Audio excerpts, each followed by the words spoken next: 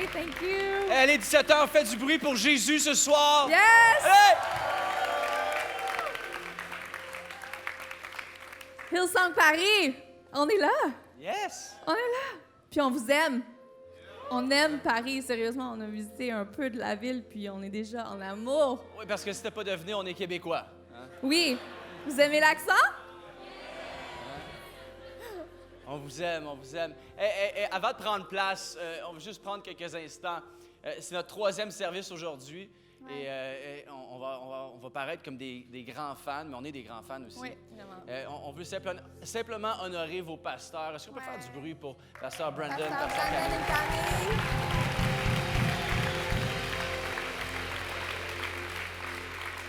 On a passé littéralement 2 jours ensemble et puis on ressent déjà qu'on fait partie de la famille. C'est fou, on dirait que ça fait des années qu'on se connaît. On parlait de notre première soirée ensemble où on papotait tellement qu'on est allé se coucher vraiment tard. En tout cas, Camille, elle dit qu'elle est allée se coucher tard parce que c'est une couche tôt, c'est ça? Donc, je l'ai fait veiller cette soirée-là, mais on a eu un merveilleux temps et c'est extraordinaire d'être ici. On est honorés d'être parmi vous et avec eux surtout aussi. Voilà. Amen. Qui croit que les meilleurs jours sont devant pour cette ville, tellement. dans le nom de Jésus? Yes, c'est juste un début. Amen, amen. Tu peux prendre place, tu peux prendre place.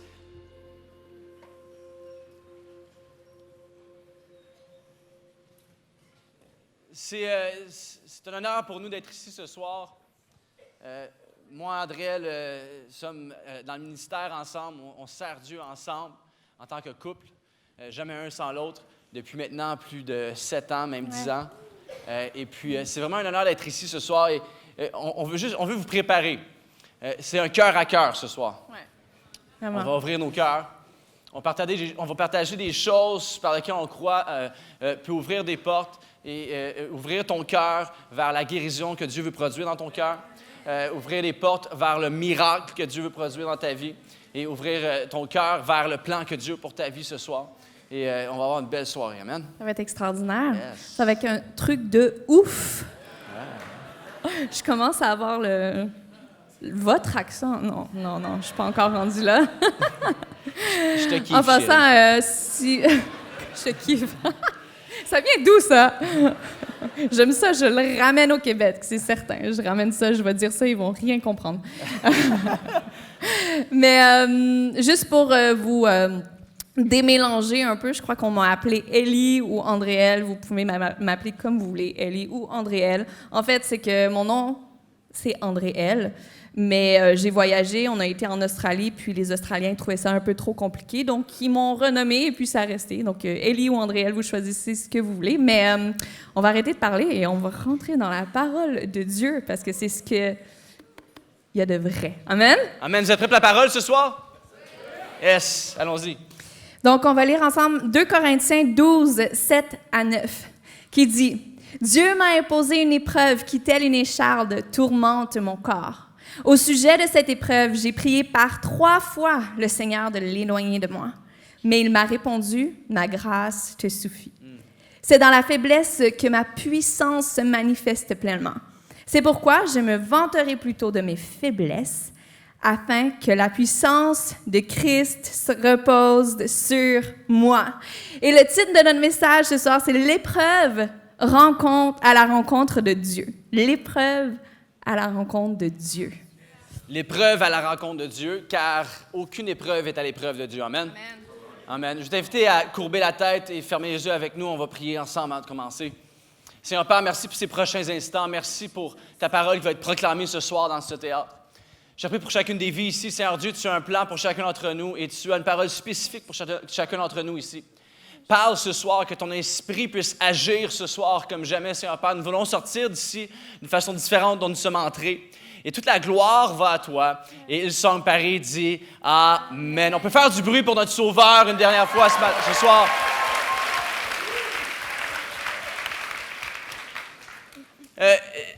Pour ceux qui ne me connaissaient pas, bien sûr, je suis pasteur avec ma femme, mais par contre, j'ai un arrière-plan dans le domaine de la construction. C'est un domaine qui ne va pas souvent avec pasteur, hein, on s'entend. Mais j'ai un arrière-plan dans le domaine de la construction. Et c'est un domaine où on peut subir plusieurs blessures. Genoux, dos, plusieurs blessures. Et une certaine journée, j'ai vécu une blessure assez gênante, assez banale, assez honteuse, surtout dans un domaine où tout le monde est très fort, personne n'a d'émotion et personne ne vit la douleur. J'ai subi une écharde au doigt. Il n'y a rien de plus banal qu'une écharde. Mais il n'y a rien de plus gênant qu'une écharde non plus. Imagine une écharde entre l'ongle et le doigt, c'est terrible. Et l'écharde, tu essaies de la déloger, mais ça ressemble plutôt à de la charcuterie que de la médecine. Et je suis pris avec cette écharde pour environ 1 mois et demi. Terrible.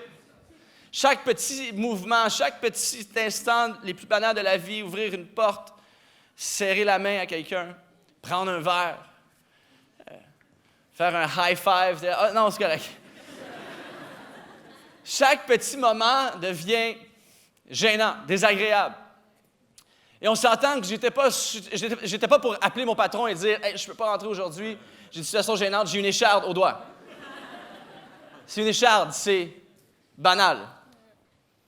Il y a des petites situations dans la vie de tous les jours qui semblent assez banales, comme la plus petite des échardes. Mais c'est des situations qui peuvent finir par monopoliser nos pensées, monopoliser nos actions, nos paroles.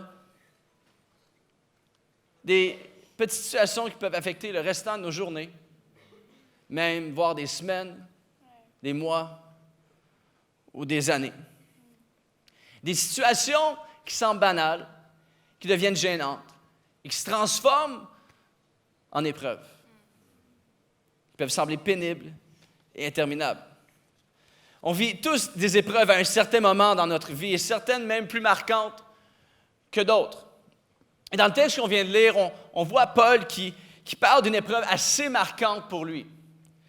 Il la compare à une écharde. Parce qu'il sait qu'il n'y a rien de plus désagréable qu'une écharde. Et non seulement ça, lorsqu'on regarde à ce qu'une écharde peut causer, j'ai pris le temps de regarder dans le Larousse médical, c'est pas trop théologique. Mais ça dit, l'écharde, en fonction de sa longueur, peut occasionner l'introduction d'éléments pathogènes derrière les barrières de protection du derme. La désinfection et la surveillance de ces blessures apparemment bénignes sont donc nécessaires, mais seules les vaccinations, notamment contre le tétanos, évitent de prendre des risques véritablement mortels. Assez intense, mortel. D'une petite écharde sur une partie de ton corps qui peut mener à la mort complète de ton corps. J'ai l'impression que Paul ici essaie de nous passer le message que l'épreuve par laquelle il passe au travers, l'épreuve qu'il vit est passée au prochain niveau. L'épreuve qui fait sûrement partie d'un certain domaine de sa vie a fini par prendre l'ampleur de sa vie. As-tu déjà vécu une telle épreuve? As-tu déjà passé par une telle saison? Une épreuve rendue tellement grande qu'elle a pris tout le contrôle de ta vie et s'est rendue monnaie courante dans ta vie de tous les jours.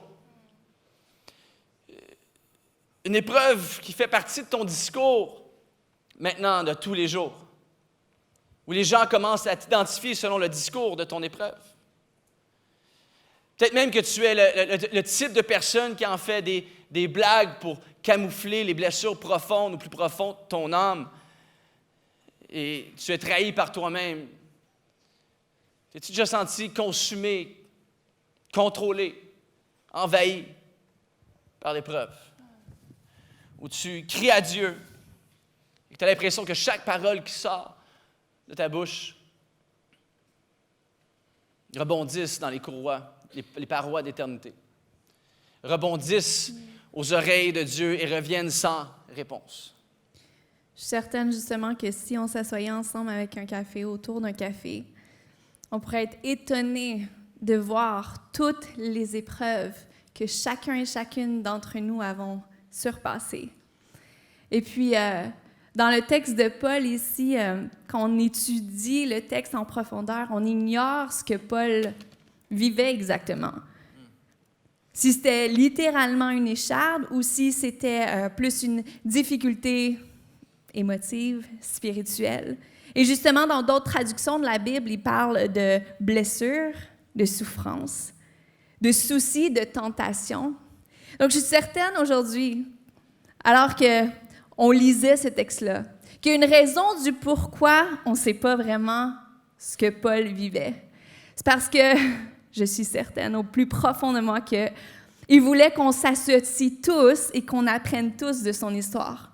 Peu importe ce qu'on vit, peu importe si c'est une petite écharde au droit, littéralement, ou si c'est une grosse difficulté, ou simplement un souci, est-ce que je continue l'école ou pas? Ici, on peut apprendre de l'histoire de Paul. On peut apprendre de ce que la parole nous dit. Et dans l'histoire, justement, Paul, ce qu'il demande, il fait une demande à Dieu. Il le demande jusqu'à 3 fois. Et puis Dieu, qu'est-ce qu'il fait? Il lui répond. Donc, je veux juste te dire ce soir que peu importe ce que tu vis, peu importe ce que tu fais face, tantôt, il y a eu plein de mains qui se sont levées quand pasteur Brian Houston, il est ici. Brian. Il y a plein de monde qui sont ici dans la salle qui a levé la main. Il y a des centaines et des centaines de mains. J'étais à l'arrière, je vous ai vus tous lever la main.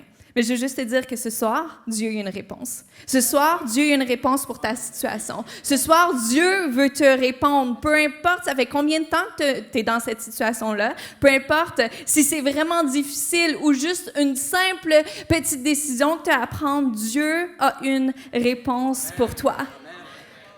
Puis, je ne sais pas si ça t'est déjà arrivé dans la vie de demander quelque chose, mais de recevoir quelque chose de totalement différent. C'est fâchant un peu. Et justement, le jour de notre mariage, il y a 7 ans et demi de ça, Dave avait demandé quelque chose de vraiment précis. Il avait demandé pour une femme parfaite, mais il m'a eu moi. Non, en fait, le jour de notre mariage, il avait fait une demande. En fait, quelques semaines avant le jour du mariage, il a fait une demande. Il est allé acheter une paire de chaussures. Vous dites chaussures ici? Moi, je dis souliers, d'accord? Alors, si je me trompe, vous allez savoir c'est quoi. Donc, il est allé acheter des souliers, des chaussures, et puis il s'est rendu compte le jour du mariage qu'il avait demandé pour une paire de chaussures. Donc, habituellement, c'est une chaussure gauche, une chaussure droite, right? Le jour du mariage, il est prêt à partir pour aller où? À l'église, se marier avec moi. Et puis, il ouvre la boîte de ses souliers pour découvrir qu'il y avait 2 pieds droits. C'était maladroit. Comment? C'était maladroit. Oui, vraiment.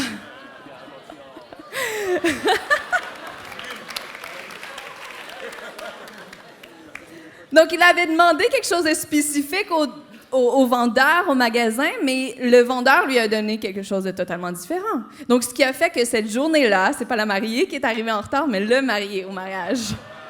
On aime ça faire les choses un peu différemment chez nous. Donc, ça arrive plein de fois dans la vie où on peut demander quelque chose, mais on reçoit quelque chose de totalement différent. Juste quand on va au restaurant, puis que ça fait des semaines qu'on a envie de manger un plat spécifique, qu'on en rêve, qu'on en salive, et puis quand le serveur arrive, il a fait une erreur, et puis il faut attendre encore 15 minutes avant d'avoir vraiment le plat que tu as commandé. Ou quand tu vas chez la coiffeuse et tu arrives avec une photo, « Ah, j'aimerais ressembler à ça ». Puis finalement, t'arrives les cheveux vraiment trop courts ou tu ressembles à Julia Roberts avec sa permanente. Ça arrive plusieurs fois dans la vie et puis là, on en rit. Mais ici, c'est un peu ce qui s'est passé avec Paul. Il a demandé quelque chose, mais Dieu lui a répondu quelque chose de totalement différent. La question pour nous ce soir est-ce que nous sommes prêts à entendre la réponse de Dieu? Est-ce que nous sommes prêts à entendre sa réponse pour nous? Il y a un moment dans ma vie où j'étais vraiment pas prête à entendre sa réponse. Vous voyez, moi, j'aime faire les choses dans le bon ordre. J'aime planifier les choses. Juste dans mon dating, par exemple, avec Dave, quand on se fréquentait, on s'est tout d'abord fréquenté. Ensuite, il a sorti la bague. Et puis, je vous fais un short story, une histoire courte. De tout ça. Mais après, après les fiançailles, il y avait le mariage qui arrivait. Et puis, par la suite, on faisait un plan de vie ensemble. Donc, on planifiait acheter la maison. Ensuite, pour faire un peu cliché, avoir un beau petit chien. Et puis, par la suite, qu'est-ce qui vient? Les enfants. Mais quand on a commencé à, justement, essayer de bâtir une famille, ça ne s'est pas passé comme on l'avait planifié. En fait, on est entré dans une saison d'infertilité qui a duré plus de 5 ans. Et puis, en fait, dans cette saison-là de ma vie, je n'étais pas prête à entendre la réponse que Dieu avait pour moi. Moi, tout ce que je voulais, c'était un enfant. Tout ce que je voulais, c'était bâtir une famille. Et puis, à chaque fois que je voyais un enfant, à chaque fois que je voyais mes amis avec leurs enfants, que je connaissais déjà, mais là que j'avais le désir de bâtir une famille, ça venait tellement m'attrister à l'intérieur. Chaque fois que je voyais une femme enceinte, la seule chose que je désirais faire, c'était juste de me mettre en boule et littéralement pleurer. Pleurer ma vie, rester là et puis juste rien faire. Mais en fait, un jour, Dieu est venu guérir mon cœur quand que j'ai réalisé qu'en fait, c'était un bon désir que je vivais. C'est un désir que Dieu a mis en nous. Mais quand j'ai réalisé que parfois, on peut avoir des bons désirs, des bons rêves ou des bons buts même, mais qui prennent une place malsaine à l'intérieur de nous. C'est quand j'ai réalisé tout ça que Dieu est venu me répondre. Parce que c'est là que j'ai commencé à dire, oh, ça prend un peu trop de place, ce désir-là. C'est la seule chose à quoi que je pouvais penser. À chaque souper, on en parlait à la table. Dave ne pouvait plus m'entendre parler de ça. Et c'est quand j'ai réalisé ça que Dieu m'a répondu. Et je me rappellerai toujours que ce matin-là où Dieu est venu me murmurer à l'oreille, Ésaïe 54, Ésaïe 54, Ésaïe 54. Et j'étais en chemin, en fait, pour aller donner un cours de leadership quand que j'ai eu ce murmure-là dans mes oreilles. Donc, je croyais que c'était un verset à ajouter à mon cours. Mais quand je suis arrivée à destination, on peut lire ensemble ce que Dieu m'a donné comme promesse. Ésaïe 54, ça dit « Pousse des cris de joie, femme stérile, toi qui n'as pas accouché. » C'était comme Dieu qui me prenait dans ses bras à ce moment-là. Et en un instant, toute ma tristesse est littéralement devenue de la joie. Et en un instant, Dave ne me reconnaissait plus.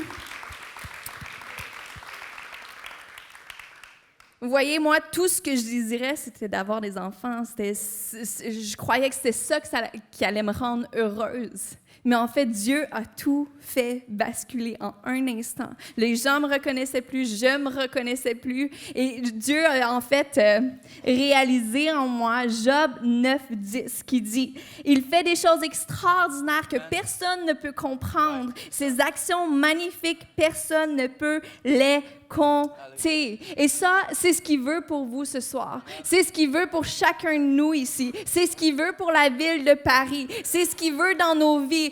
Une fois après l'autre, il veut nous donner des réponses. Dieu désire nous faire avancer de réponse à réponse. C'est comme ça qu'il nous amène de gloire en gloire. C'est sa parole qui nous le dit. Et c'est ce qu'il a fait avec moi, en fait. La première réponse que Dieu m'a donnée, c'était de guérir mon cœur. Il a guéri mon cœur et par la suite, il m'a donné ce que mon cœur désirait. Vous pouvez je vous fais rencontrer mon petit coco. À l'écran, vous pouvez voir mon coco d'amour. C'est Dieu qui nous a donné ce deuxième miracle-là. s'appelle Axton Merck. Axton Merck. Ça fait un nom d'acteur un peu, hein? Il fallait quelque chose qui matchait avec le nom de famille quand même. Mais parfois, les réponses de Dieu, on ne peut pas les comprendre vraiment, mais ils surpassent toute intelligence. J'ai bien aimé le point qu'Élie a fait, qui se résume comme ceci, le miracle avant le miracle. Tu vas dire un miracle pour toi, bien plus grand que le miracle auquel tu t'attends. Amen. La guérison que Dieu produit dans nos cœurs et nous a comblé bien plus que la réponse auquel nous nous attendions.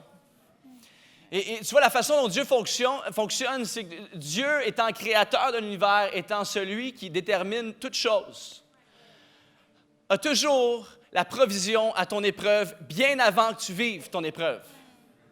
Dieu a une provision pour ton épreuve, mon ami. Tu vois, on passe par cette saison. On vit le miracle avant le miracle. Et quelques temps après, elle tombe enceinte. Quelques temps après, par contre, on est un dimanche soir dans l'église où on a implanté à Montréal 2 services le dimanche soir. Andréelle, Ellie prêche au premier service.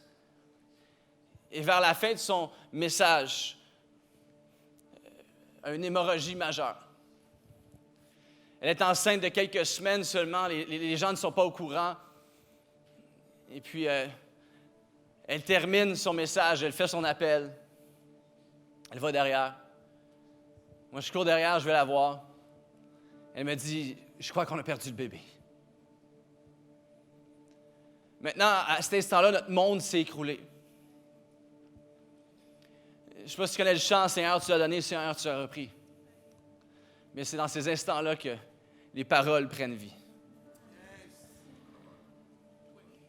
Bon, en tant que bon pasteur, en tant que bon père de famille, j'ai dit, bon, OK, va à l'hôpital, je vais faire le 2e service. Et puis ensuite, je me suis dit, non, la famille avant tout. Mes parents étaient présents, mes parents prennent Andréelle avec eux dans leur voiture, partent à l'hôpital, je termine le premier service, invite un ami à venir terminer le 2e service. Et j'embarque dans la voiture seul. Maintenant, je ne suis pas avec ma femme, je suis seul. Elle est déjà à l'hôpital. J'ai environ 20 minutes de route à faire pour me rendre à l'hôpital. Et en bon pasteur, je brûle feu rouge après feu rouge. Chaque personne trop lente sur la route, je les bénis du revers de la main. C'était le moment le plus intense de ma vie. Tu as sûrement déjà vécu un moment où la tête sur l'oreiller, la nuit, le soir, incapable de dormir. Tu te sens seul. C'est le moment le plus sombre de ta vie. L'impression que personne ne te comprend. J'arrive à l'hôpital, je rejoins Andréelle et on passe environ 10 heures toute la nuit à l'hôpital. Test après test, médecin après médecin, aucun résultat. Et vers la fin de la nuit, on a une échographie finale à passer. Et comme tout bon chrétien, Seigneur, pourvois pour le ou la meilleure technologue en échographie au monde. Et bien sûr, on a une stagiaire.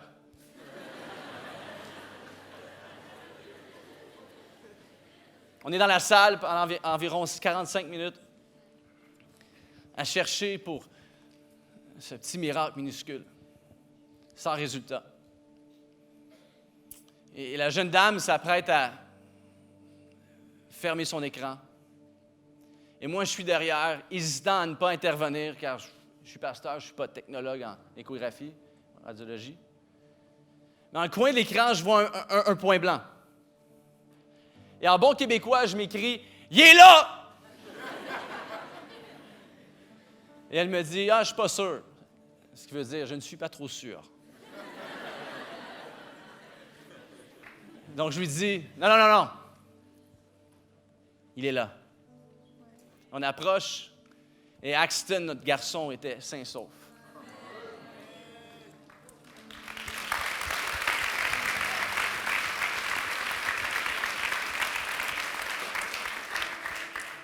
Tu vois, tout ça était 10 heures, une nuit complète, 10 heures sans réponse, 10 heures dans l'attente pour arriver à ce résultat. Mais c'est 10 heures qui semblaient plus longs que les 5 dernières années qui étaient pénibles. Ouais. Pendant ces 10 heures-là, puis j'ai encore les larmes aux yeux quand t'en parles. Pendant ces 10 heures-là, on a passé par toutes sortes d'émotions. Vous pouvez vous imaginer la tristesse, la colère, la peur. Mais quelques mois plus tard, on a vécu justement le plus beau moment de nos vies quand j'ai donné naissance à notre petit Coco. Aujourd'hui, il y a 7 mois et puis il a déjà commencé à manger. Et puis, c'est drôle comment un enfant de 7 mois peut déjà avoir des préférences alimentaires. Non, mais quand je lui donne des céréales, il est vraiment content, il est joyeux, mais quand je lui donne du bœuf, ce qui est bon pour lui, il veut rien savoir, il se ferme la bouche, il se tortille. Non, mais il y a des choses qui le contentent et il y a des choses qui le contentent vraiment moins. Quand que je l'ai sur moi, quand que je le porte, il est tout content parce qu'il est dans mes bras, mais quand je le dépose par terre, par contre, c'est une autre histoire. C'est drôle comment la vie est faite. Dieu a déjà mis une personnalité en lui, c'est extraordinaire. Puis nous aussi, il y a des choses qui nous contentent, même à notre âge, et d'autres choses qui font tout le contraire, n'est-ce pas? Et c'est mon deuxième point ce soir, le contentement. Le contentement en Dieu. Vous voyez, quand Paul a reçu la réponse de Dieu, il ne s'est pas dit « OK, ciao, bye, j'ai terminé avec toi parce que tu ne me donnes pas ce que je désire. » Non, il a répondu à Dieu « Justement, ta grâce me suffit. Tu es ma force dans ma faiblesse. » Et il y a plusieurs versets qui parlent de ça dans la parole de Dieu parce que Dieu veut nous le rappeler, parce qu'il sait que des fois, ça peut être difficile. Dans 1 Timothée 6,6, il nous le répète, « Certes, la foi en Dieu est une grande richesse. » C'est une grande richesse. Qui a ici la foi en Dieu? Allez hop! Let's go! Ayez pas peur, j'ai une bonne nouvelle pour vous. C'est une grande richesse. Vous êtes riche ce soir. Vous êtes littéralement riche. La seule chose, c'est que si on continue à lire, ça dit, si l'on se contente de ce que l'on a. On parle du contentement. Paul s'est contenté de la réponse de Dieu. Est-ce qu'on va se contenter ce soir? Le contentement est un art qu'on gagne à apprendre, Église. C'est un art, c'est un état d'âme qu'on peut choisir. Le contentement, c'est pas une émotion.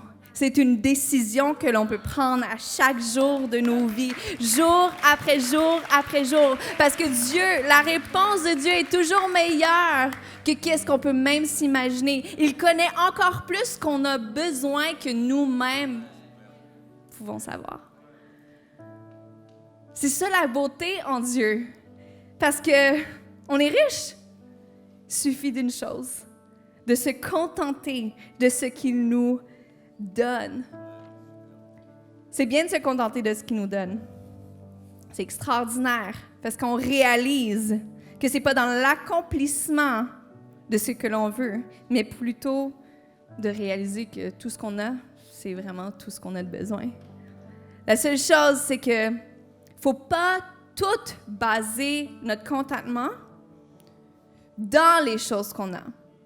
Il y a un petit hic ici. Oui, il faut se contenter de ce que l'on a, mais si on met tout notre contentement dans notre travail ou dans notre famille, lorsqu'on perd notre travail ou notre famille ou qu'il se passe un scandale, qu'est-ce qui se passe? Notre contentement disparaît avec.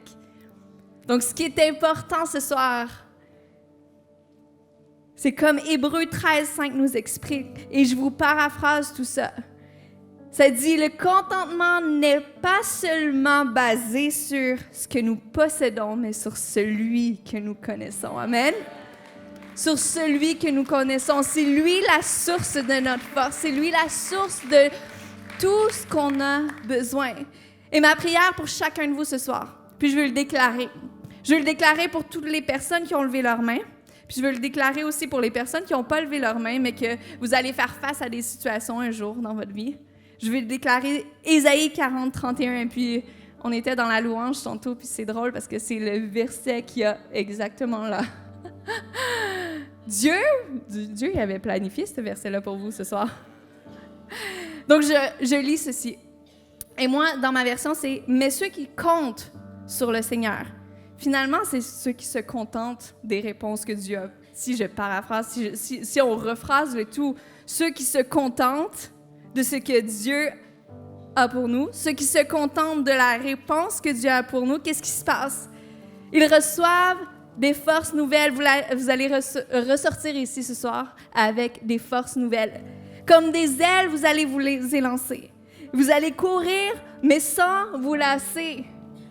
Imaginez courir le marathon puis avoir le goût d'en courir un autre après.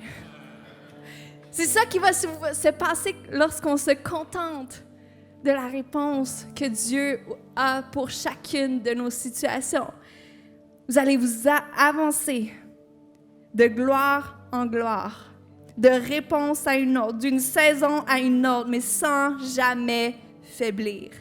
Sans jamais faiblir. Ça, c'est la grâce de Dieu, mon ami. Si tu n'as jamais rencontré la grâce de Dieu, ceci est la grâce de Dieu. Ouais. Sa puissance pour ma faiblesse. Sa puissance en échange de ma faiblesse. Et on termine ce soir avec un dernier point rapide. Le troisième point est la grâce de Dieu. Je ne sais pas si tu étais au courant, mais c'est dans ces moments comme ceci, comme on a vécu, qu'on découvre la grâce de Dieu. C'est dans des instants comme celui-là qu'on découvre la grâce dans l'épreuve.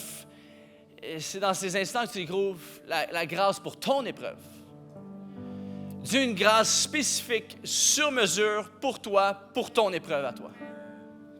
2 Corinthiens, chapitre 12, dit, « Mais il m'a répondu, ma grâce te suffit, c'est dans la faiblesse que ma puissance se manifeste pleinement. » Trop souvent, on lâche le chemin sur lequel Dieu nous appelle parce qu'ultimement, on pense que sa grâce est insuffisante. On voit les faits, on doute de sa grâce. Mais il veut dire ce soir, peu importe ce que tu as fait cette semaine, peu importe ce que tu as fait avant d'entrer ici, peu importe ce que tu vis, ma grâce te suffit. Ma grâce te suffit. C'est la grâce pour le chemin sur lequel je t'appelle. Paul demande à Dieu 3 fois d'enlever l'écharde de son épreuve, 3 fois. Mais un peu avant, on voit Jésus qui demande 3 fois à Dieu d'enlever l'épreuve, la couronne d'épines, la croix 3 fois. Tu vois, il n'y a rien que tu as rencontré sur cette planète qui est à l'épreuve de la compréhension de Dieu pour ta vie. Peut-être que c'est plus de 3 fois que tu pries pour une réponse, une provision, une guérison, une rencontre avec Dieu, un signe de sa part. Mais laisse-moi dire que malgré les prières de Jésus avant la croix, malgré l'épreuve par laquelle il a passé, 3 jours plus tard, il a exaucé la plus grande victoire sur nos vies, la plus grande victoire, la victoire sur la mort qui te permet de vivre le miraculeux jour après jour après jour, peu importe l'ampleur de ton épreuve. Il n'y a rien à son épreuve. Et la seule raison qu'on peut sortir d'ici ce soir, avec une assurance, espoir inébranlable, une vision pour nos vies, et que Jésus, lui, n'a pas lâché à nos places dans l'épreuve. Jésus, lui, a persévéré à ma place. Jésus, lui, a payé le prix à ma place de l'épreuve. M'assure la victoire au-delà de ce que je pourrais demander. Sa grâce est suffisante pour toi. Le fardeau que tu portes ce soir n'est pas ce qui te définit. C'est simplement ce qui révèle la grâce de Dieu pour ta vie. Avant qu'on termine le message ce soir, je veux t'inviter dans un moment où on va s'approcher de Dieu. On va s'approcher du trône de grâce. Pendant que je veux t'inviter à te lever, on va se lever ensemble.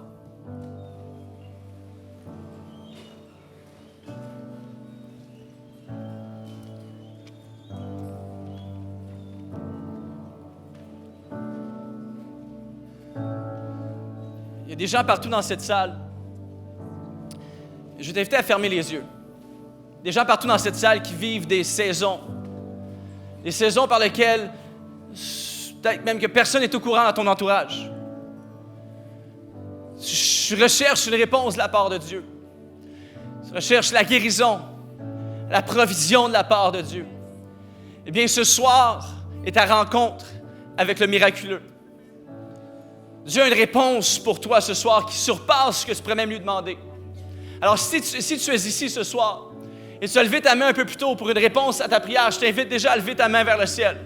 Lève ta main vers le ciel en signe de réception de la réponse qu'il a pour toi. Son esprit est ici ce soir. Dieu veut agir. On va commencer à chanter le chant et si tu es ici ce soir et tu lèves ta main, toi tu es dans une rangée, tu vois quelqu'un près de toi qui a la main levée, je t'invite à aller prier pour cette personne-là. Nous sommes une famille, une église ici pour intercéder les uns pour les autres et le miraculeux va se produire ce soir. Si tu es leader ici à Hillsong, approche quelqu'un avec les mains levées. Allons dans les rangées, dans les bancs, imposer les mains sur chacun de nos frères et sœurs et prions pour le miraculeux ce soir. Dieu est ici, Dieu va intervenir ce soir. Allons-y, prions ensemble. Élevons le nom de Jésus.